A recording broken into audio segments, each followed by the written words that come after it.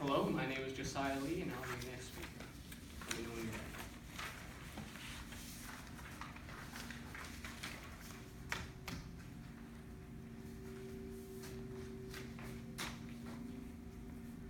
All right, so we're all good to go. Oh, hi there. I'm Davy Crockett. Some of you may have heard of me, but for those of you who weren't born in the 19th century, I'm half horse, half alligator, part bald eagle, except for the bald part. I'm 1/4 mountain lion and 250% Texas hero. I can recollect the day when I found out I could outgrin every raccoon in Tennessee.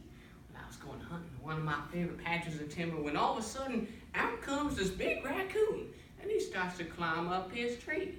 Well, I grinned up at him and said, "How do there, Mr. Raccoon?" "Just fine there, Mr. Crockett." To my surprise, he commences to grin back at me. So we stood there, grinning at each other.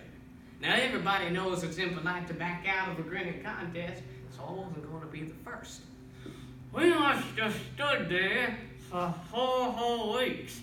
I was beginning to get a mite hungry, and I was starting to look at my worthy opponent as a potential source of protein. Well, finally he throws up his hands. "You got me, Davy," and he takes off into the woods. Well, then a mighty peculiar thing happened. He had shriveled away so much during that month of grinning that just as he jumped out of his tree, he jumped clean out of his skin. His skin kind of floated down and it perched itself on my head. I done grinned the skin right off of that raccoon. It made a mighty nice coonskin hat, and I've been wearing one ever since. David Crockett was a true historical character living a life every bit as exciting as the myth called Davy. David has always been my favorite American hero ever since I can remember. Born in Tennessee, growing from farm boy to scout, hunter to frontiersman, opening up new territory. His new neighbors made outlandish folksy tales about his frontier persona. They eventually sent David to represent them in Congress, and later, Crockett went down to Texas to help in the fight for independence from Mexico. This man of honor died courageously defending the Alamo. Known in his time as both man and myth, after his heroic death, he truly became a legend. I present to you Davy Crockett, the man, the myth, the legend, by Josiah Lee. Now, when I was 12, my father ran a tavern, and he got to talking to a Mr. Jacob Siler, who was looking for a hired hand for a 400-mile cattle drive. "Do you think your son can make the trip?" "As sure as his name's Crockett, he'll make it." I could scarcely believe my ears. My dad was going to send me off with a stranger. "You take good care of him, no?" "I will." "Come on, David." Turned out working for Mr. Siler wasn't all too bad. He told me tales. Boy, how they was. Why, he told me that he had made a gun for a Mr. Daniel Boone, and that it was waiting in the wagon to be delivered. Well, one night as we were pitching camp, a stranger walked in. "Why, howdy there, Donald." "Howdy, Siler. Been following your trail for a week. Did you make that gun I ordered?" "Why, yes, sir. Let me go get it for you." "Oh, Davy, this is the man I told you about. Davy Crockett. Meet Donald Boone." "Ah, mighty nice to meet you, Davy." "Why, I've heard a lot about you from Mr. Siler." "Oh, well, what have you heard?" "I heard that you've hunted 100 bears." Jacob, you really oughtn't to spit off lies like that. "Why, I don't reckon I shot 1 bear over 99. Say, Davy, how would you like to go hunting with me and my new rifle?" You mean it? "Why, sure I do. Come on, let's go shoot us some supper." My esteem of Daniel Boone grew as tall as a mountain, and from that day forward, I knew that I had to become a frontiersman myself. So when I got home, I got me a Kentucky rifle, and I kept on hunting. By the time I was all grown up, I gained quite a reputation as a sure shot. When the British tried to take back America in 1812, I figured that I'd help my country by hunting and scouting for the fighting soldiers. After the war, I kept on hunting to keep my family as well as the other folks in my neck of the woods fed.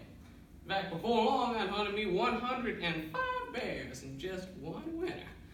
But using my rifle wasn't very sporting, so I wanted to try my award-winning grin again. This time, I gotta find me a big old sleeping bear so as I can get the grin started on him. Howdy, Davy. What are you doing my cave. Well, I was in a rather ticklish situation. That's when I recollected that bears can't resist a square dance. So I reached up my sleeve and I pulled out my fiddle and I struck up a Virginia reel.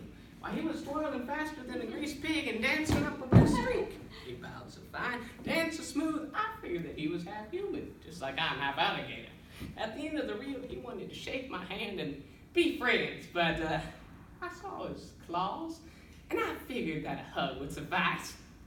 So we hugged, and then I was in another ticklish situation. My eyes were about to pop out of my head like fireworks on the 4th of July. Then an idea jumped into my brain. Well, friend, why don't you bring your family along for a hoedown? If that interests me like a hot potato and spread it for the woods. Well, I wasn't going to waste any time. I had to get out there to escape death dog and the bears to come. And there's hills and plains and mountains, wow, and more hills till I reached the top of the biggest hill of them all, Capitol Hill. And by the time I had caught my breath, I was running for Congress. And I thought the wrestling bears and fighting Indians was tough, but it was nothing compared to having to fight President Andrew Jackson, make him keep the treaty we made with the Indians. Sadly, I failed in that, and I didn't feel very welcome around Congress since the president was against me and all, so I hightailed it out of there as quick as I could to do something that I'm good at, fighting for freedom in a place called Texas. And I wasn't alone neither. 14 of my best buds went with me. Say, Davy, just exactly where are we going? Your boy said you came with me because I told you you were sure to die without your scalp and never see the sun again. Well, if I was you, I wouldn't exactly care where I was going if that was all I was looking for. But to satisfy your curiosity, we headed to Texas, to San Antonio, to help out them fellas at the Alamo. When we got there, a large man with a giant knife on his hip and a fancily dressed fella stood at the gate. Who goes there? Davy Crockett in 14 Tennessee. I take it by that knife on your belt. You must be Jim Bowie. Yes, sir. And by that dead raccoon carcass on your head, I reckon you might be that congressman from Tennessee. Mighty obliged to have you and your men, Davy. Why, thank you, Colonel. Just who exactly is in charge here? I am. Couldn't wait about Travis at your service. Davy Crockett of yours. You can bring them in and him will see to their needs. We're going to need a dose of your frontier ingenuity in order to make this rundown mission into a fort. It's a good thing the Mexicans won't be here for another few months. We fortified that mission for about 2 weeks. Then out of nowhere they came early. The Mexicans are coming! Man your post! Hey, Davy, there must be hundreds of them. They piled up as far as the eye can see. And just remember when they get here, it'll be like picking fleas off a dog's back. Well, come on, boys, let them taste Tennessee land. They came, we fought them back. Hey, Davy, they're on the run. We must have whooped them. But after that raid, they came just about every day.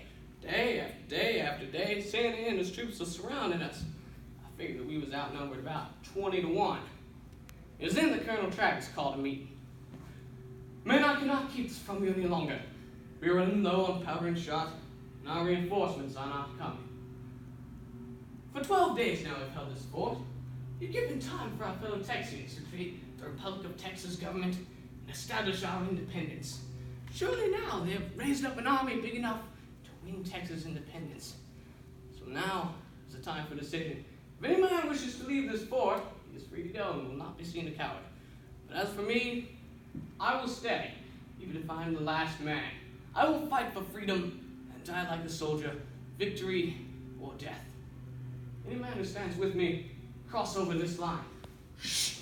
Sounded like herd buffalo stampeding over that small thin line in the sand. If these boys were sons of Texas, it's bound to become a great nation. When we die here, we will have died in a free Texas where they will always remember the Alamo. So then I pulled out my fiddle to serenade the sunset for one last time. And as the beautiful colors of the sun melted across the vast Texas sky, and I played that last note, I couldn't help but grin as I saw high in the sky a bright lone star rising.